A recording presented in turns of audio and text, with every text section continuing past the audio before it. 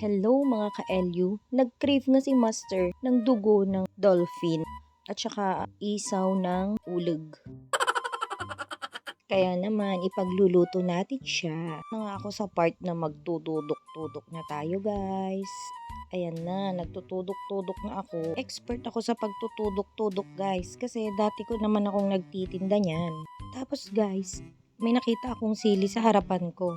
So, alam nyo na kung ano yung iniisip ko niyan. Oh no! So, eto na nga, ilalagay lang natin sa loob ng isaw yung sili. Ayan nyo naman guys, hirap na hirap pa nga akong ipasok niyan eh.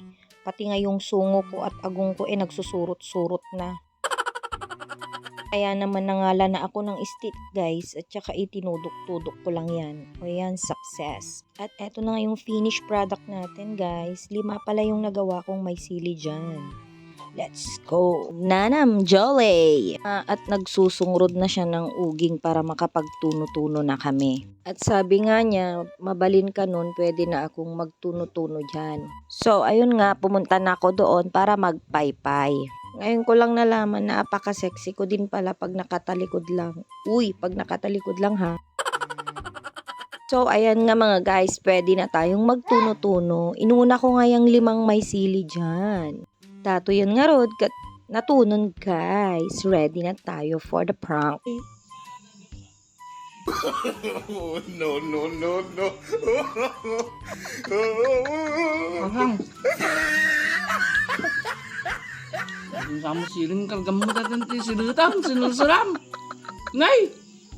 Dato yam.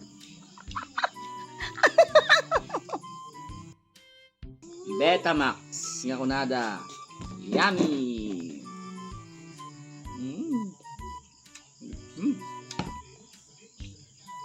Yummy. Food taste. Lang ang. Diretsuan mo. Uy, teka ni Julian, tayo rate yung garod. Kita ka ni, abay niyang ang. Ano na? Ako na inayadobo kong tatag, kadapon. Food taste. Yummy?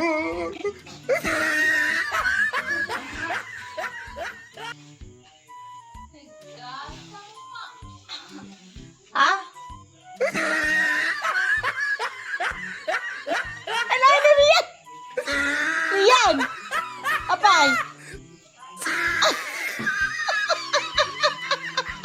Ay!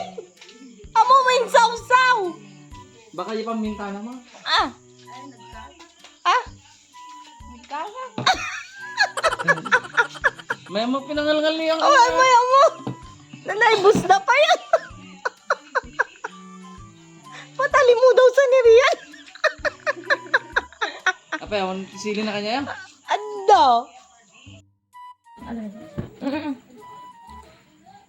Naman tata homemade. Homemade, Betamax. Met. Lima. Sili naman! Ate, matisili naman dito, Mat!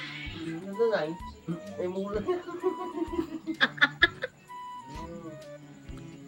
May... Ah! Dato na.